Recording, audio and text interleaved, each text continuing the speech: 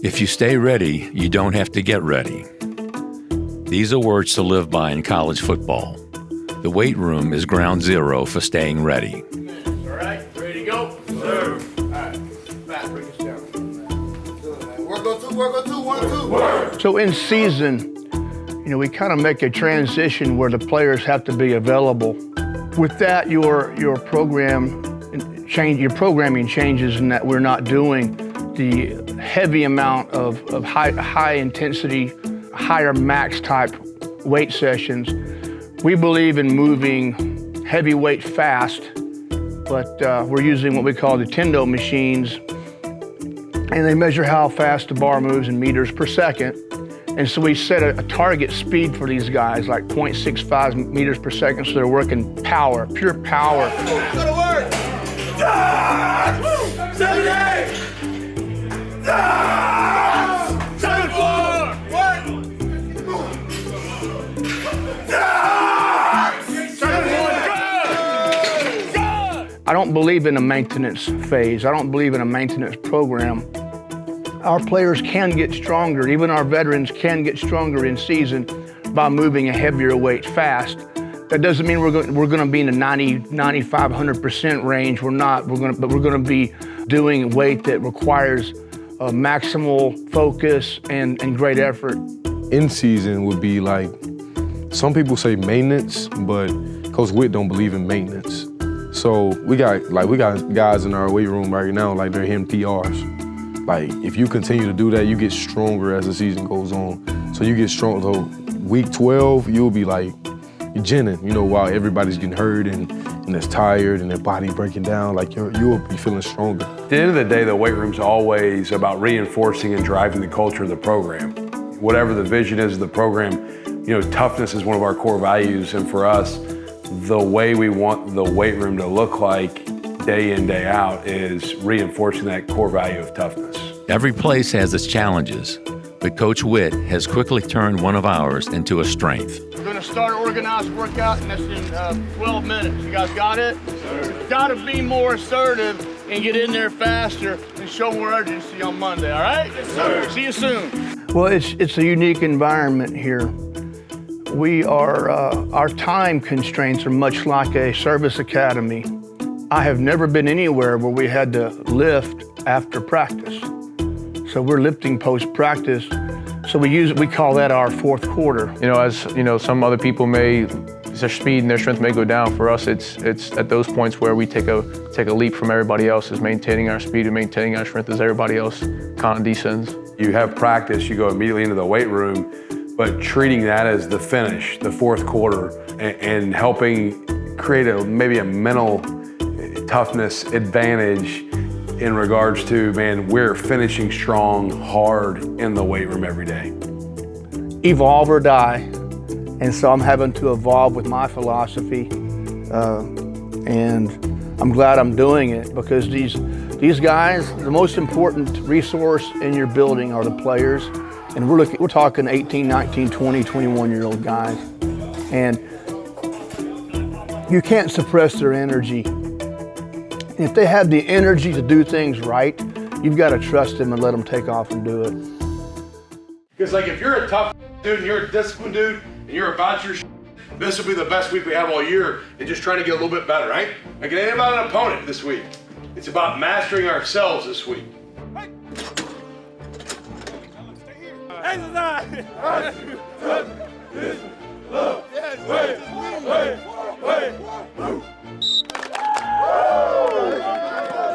Going into the bye week, the message was simple. Don't get by, get better. Don't get by, get better. We gotta beat the damn bye. Everybody got me. Family on two. Family on two. 1, 2. So the bye week, we talked about don't get by, BYE, get better. And oftentimes when people have maybe a break, they want to just cruise or just get by. And so we shortened some practice time during the bye week so guys could rest, heal up, and recover. But when it was go time, it was go time. We wanted guys to get better through the bye and maybe attack some things that hadn't gone as well. So we got to go into the bye week and work as hard as we can, stay in discipline. Even though we're not going to strain ourselves the whole entire week, we still got to make sure that we get productive work in. For us, it was we need to, once that game ended, it was on to the next opponent, on to making sure we can clean up details to be able to have a championship offense and defense. So it wasn't about, hey, let's, give everybody rest, let's, focus on just recovering your body. It was, no, we need to be detail-oriented to be able to be a championship team.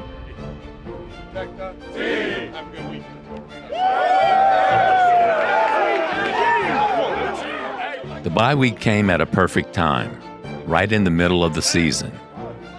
Coach Sumrall took a little inspiration from the military to keep the team focused on our goals. In the military, do you guys know when most attacks happen? Everybody but Whit? At dusk and at dawn. At dusk and at dawn. All right, so at dusk, that's when the daylight is leaving. It's about to be, it's sunset. Sun's going down, that's when attacks happen. Well, the sun, to me, the sun went down that was last week. The bye was last week. The sun went down, we took a week off, no game, got a little rest, all right? Well, now, dawn is getting ready to come on the rest of our season. The sun is coming up. The sun is coming up on the rest of the season. The bye came in at midway point. 6 games in, we got 6 games left. The sun is coming up. Dawn's here. Dawn is here. And here's the deal. Man, there will be no surprise attack that gets us. In the military, at dusk and dawn, all right, I'm gonna quiz Whit. Me and Whit haven't even talked about this. What do they say at dusk and dawn? What's the term? Stand to. We had to stand to, or stand to arms, and be ready for the daylight that was coming on the second half of the season. And I talked to the guys about, putting on the armor, sharpening the axe, making sure the chamber's loaded. You have to be prepared because if you don't have preparation and you haven't made sure your tools are ready to go, then you're not gonna be able to play the way you wanna play and go out and execute, and maybe don't be waiting for an attack, go attack. Load the chamber, lock it up, and get ready to unload it. So we all gotta be together. We gotta take each and everything that we learn every day, whether it's the weight room, the film room, the practice field, whatever. And we gotta load all these things up. Then we going into the field and we unload it. It's basically just destroying our opponent, no matter what way that looks, but yeah. The Wave has been waiting 2 weeks for this. Let's play ball. Overcoming a slow start is no easy feat. For the Wave, it was never a question of whether they would make a big play, but who would make it. And Tyler Grubbs answered the call. Warner steps up over the middle and is intercepted! Tyler Grubbs at the Tulane 46. We knew that he likes to stare down his routes, and for me, it was just kind of just reading his eyes. And once I saw that he was throwing it up, I honestly just was locking in on it. And I knew the receiver was kind of running. It wasn't really an over route, it was more of like a curl route. And once he threw it up, I just saw it and I knew I had to go get it. And people may think I can't jump, but hopefully, we proved them that we have a little bit in the tank to get up there. Play action for the first time, stepping left, now stepping up and on the run. Mentz has a lot of room, he's at the 20, shoots a man right, hurdles him to the 15 and to the sideline at the 10. Creating a takeaway feels even better when you make the opponent pay. Jacob Vorns got us on the board first. There's the snap, spot down, kick is up, and it is good. And with 1:43 to play in the opening quarter, Tulane draws first blood. It is 3-0. The Owls would respond with 2 big plays of their own.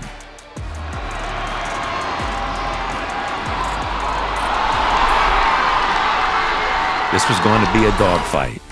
If there was a big play to be made, we would need to make it. Now Mentz check down over the middle. Bryce Bohannon has it at the Rice 41. Lunges down the sideline for the first down. The takeaway battle is a key to victory every week.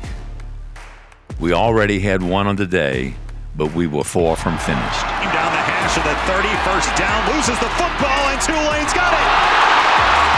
Wow! Man, it was Micah. And I wish we could pull up the tape right now. That play, you can see like every man on that field was running to the ball, like they were hunting the football. Like I look at Aiden Huntington, like coming from the backside in, like he's like pursuing the football. Like Micah came in the outside and kind of stripped it, but Aiden came in and really like knocked that guy down, and it really got the ball out, like got the ball rolling. So just, I mean, guys were like showing tremendous effort. And Mike has been working extremely hard, and for him to force the fumble, he's put the work in, you know, and played with confidence, and he's worked extremely hard.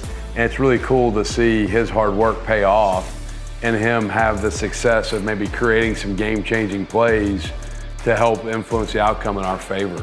After exchanging punts with the Owls, we would strike again with a few big plays. Like Coach always says, when in doubt, we can't go wrong with giving the ball to Mekhi. Losing time, swing it out, check down. Mekhi Hughes, right sideline, 25. Has the seam on the sideline. He's at the 10. 5, tiptoeing inside the pylon. Touchdown, Tulane. You know, I say it all the time, he's one of the most consistent, dependable, reliable people on our team. You don't ever have to wonder, is he ready? Is he prepared? He just shows up and does the same thing every day. And when we don't know what to do offensively, we got a real good option to turn around and hand the ball off to him. With a 3-point lead at the half, Coach's message in the locker room was not complicated. Something bad happens, we say what? Good. Something good happens, we say what? Good. Hey, right now, the axe is still sharp, the chamber's still loaded, but the issue's been we ain't targeted right. We ain't targeted right. Like, we self-inflict a little bit. We shot ourselves in the foot. All right, we swung the axe, we hit ourselves a couple times. Guys, we have not played to our standard yet, and we got a 3-point lead. What happens when we start to let's go? Hammer down. Guys, you gotta have a little hunger, a little edge, a little oh, here we go, boys. Coming out of the half, our first drive started hot. Comes a safety blitz on 3rd and 6. It's picked up by Hughes. Mensa has time over the middle. It is caught by Mario Williams. First down right on top of the angry wave at the 47.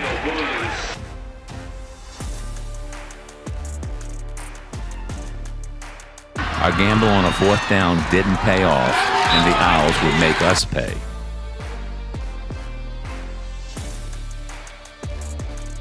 With the Owls threatening again, we needed someone to step up and make a play. That someone was Michael Robinson, forcing his second takeaway of the game. 2nd down and 18 at the 25. Warner firing deep ball over the middle. Intercepted! This one's going to stand. It's Micah Robinson racing to the left at the 15. Spins off a tackle to the far sideline. Still on his feet before finally dragged down to the 17. All right.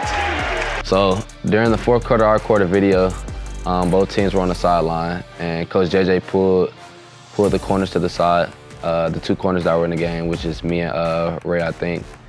And he just said whoever was to the field, you know, the whole week we've been working those 2 to 3 vertical routes. I just mid-pointed both the receivers and went up and got the ball. Staying committed to the run game would pay off big in the 4th quarter. Hughes again, the handoff, cuts up the middle, hooked around, stays on his feet as he keeps going to the 30, to the 25, and down to the 21. Every official that is possible to have a flag throws a flag. That's because Mekhi Hughes got face masked in the process. And it'll be a give. Mekhi Hughes right up the middle, touchdown! And with 8:22 to play in the game, Tulane's back in front. It's 16-10. All night, the defense was relentless, making their presence felt in the backfield.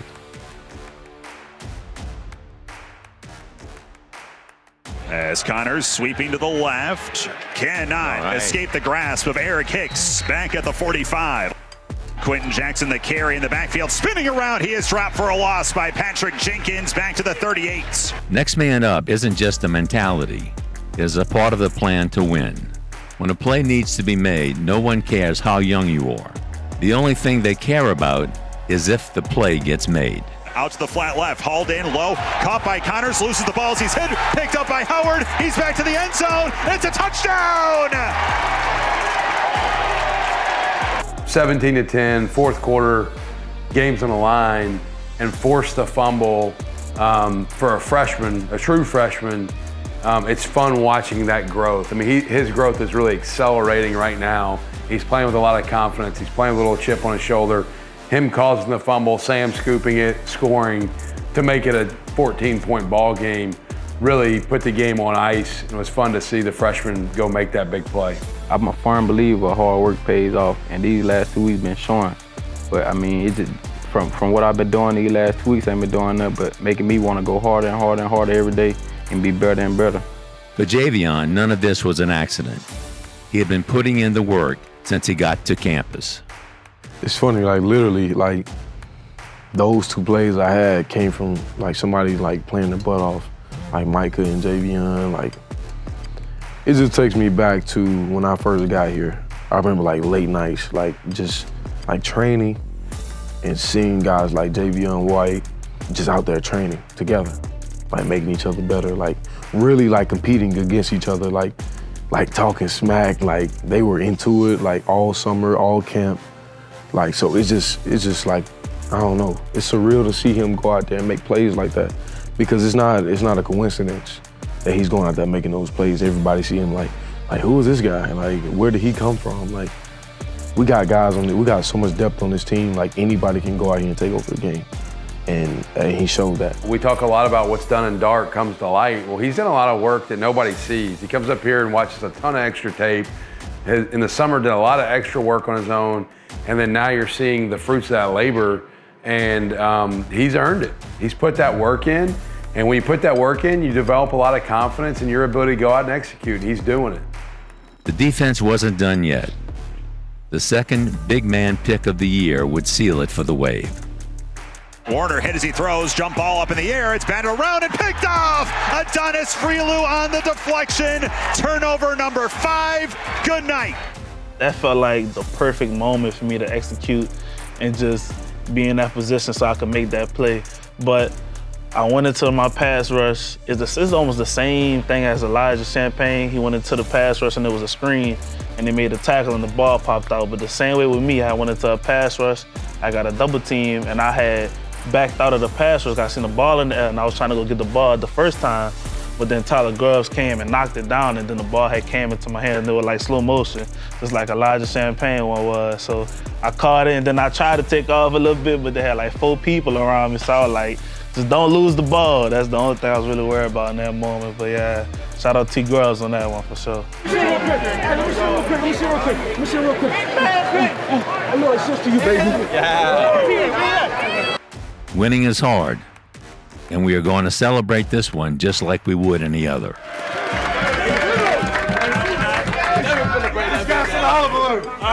One, a two,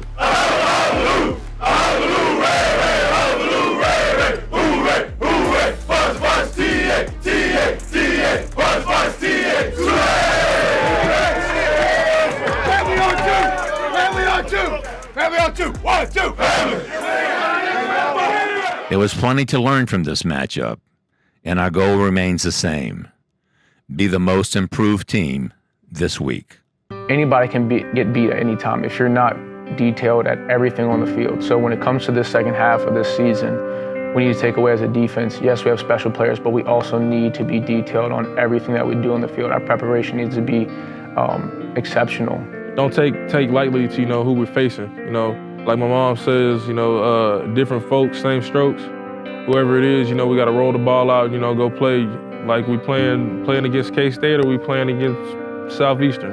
We got to be physical and go out there and give it our all every game. We're going into the next game, we're 5-2 and 3-0 in a conference, but there's still a lot to lose and a lot to gain. So we got to make sure we're taking everything with serious intent and just not taking anybody for granted. We got to make sure we put everything into this game so we can come out with a W. Coming out like with an urgency, like, hey, like this, every game means everything. From here on out, like it means, like what that rep means just that much. Like it's no margin for error. And just throughout the week, just honing in on that, like the urgency for that. And just, I would say like doing the simple, like Coach say, doing the simple things better. The North Texas bunch we're getting ready to play, they're top 10 in the country in scoring. They're top 10 in the country in total yards offensively. So our offense has to match what they're doing, if not outdo them. And our defense has to make sure that we're leveraging the ball and tackling the ball. And this game's going to be about us playing cleaner. They're a good team, but we have to play to our standard. the entirety of the game, or we won't get the outcome we want.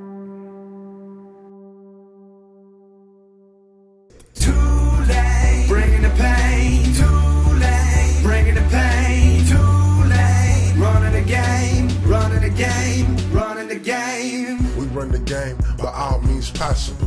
2010, this our year, we don't stop. I go by the name of Mr. Big Chris. I'm the main reason why your head coach pissed. Scratching teams off the list each and every week. Green Wave front page, just watch and see. Saturday Superdome, where you wanna be. All this bench paid trip. Tennessee. Holiday season, we're going bowling, baby. TU, just believe we achieve, baby. I know the fans wondering where we been lately, but